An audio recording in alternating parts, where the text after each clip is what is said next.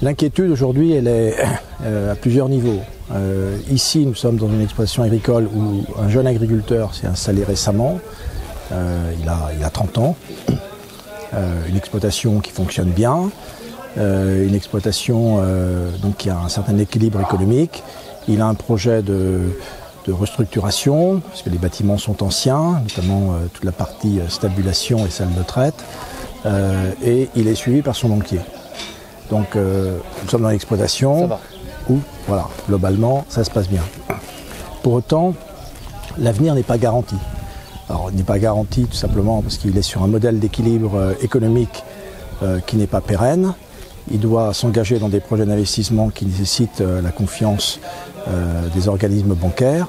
Et puis, il a besoin de lisibilité sur son avenir professionnel, en l'occurrence sur la façon dont il entend agrandir son exploitation. Il est dans une zone qui est aujourd'hui qualifiée de zone défavorisée.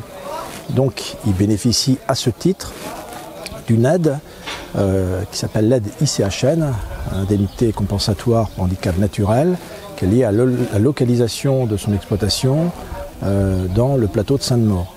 Et le risque qui pèse pour son exploitation, comme d'autres qui aujourd'hui bénéficient de cette aide et qui contribue à équilibrer le modèle économique de l'exploitation, c'est de la perdre tout simplement parce que le plateau de Sainte-Maure pourrait ne plus être intégré dans le zonage dont je viens de parler.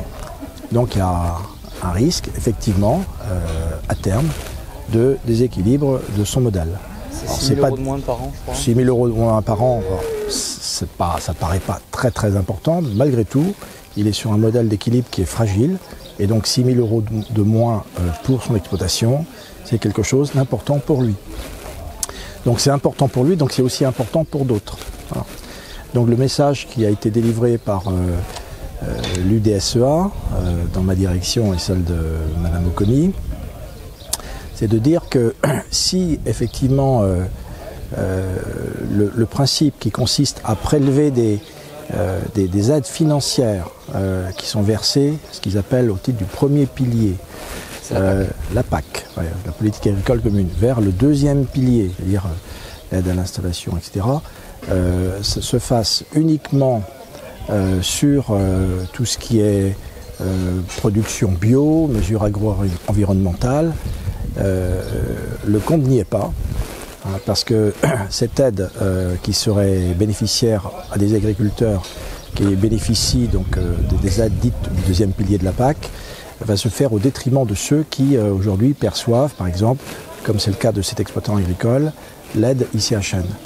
Donc leur demande consiste à dire, si vous voulez faire un prélèvement à enveloppe constante sur les aides versées au titre du premier et du second pilier, donc enveloppe constante, c'est de le faire de façon plus large, de ne pas cibler uniquement sur une catégorie de ceux qui aujourd'hui en bénéficient, et de l'élargir aussi sur les aides versées au titre du second pilier. Il citait par exemple un point qui me paraît très important, l'assurance récolte. Bon, vous avez vu comme moi ce qui s'est passé dans l'agriculture, hein. Il y a eu quand même ici en Indre-et-Loire des petites catastrophes climatiques qui ont eu de lourdes conséquences dans le monde agricole. Je pense par exemple à la viticulture, je pense aussi dans l'élevage à ceux qui ont dû subir des pertes fourragères très importantes.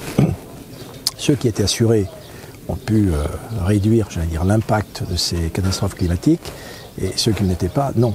Donc ils disent voilà, puisque dans l'aide qui est versée par l'État, qui représente 60% de l'assurance récolte, eh bien n'oublions pas non plus ce type d'aide. Donc s'il y a un transfert organisé dans les aides versées au titre du premier pilier vers le second pilier, n'oublions pas l'assurance récolte, parce que pour les exploitants agricoles que nous sommes, m'ont-ils dit, nous on est prêts à s'engager de façon plus importante sur l'assurance récolte, mais encore faudrait-il que cette aide pour laquelle l'État cofinance ne soit pas oubliée. Donc ce sont des messages de cette nature qu'ils ont voulu me donner, et ce sont des messages qu'il conviendra, pour ce qui me concerne, de relayer auprès du ministère de l'Agriculture.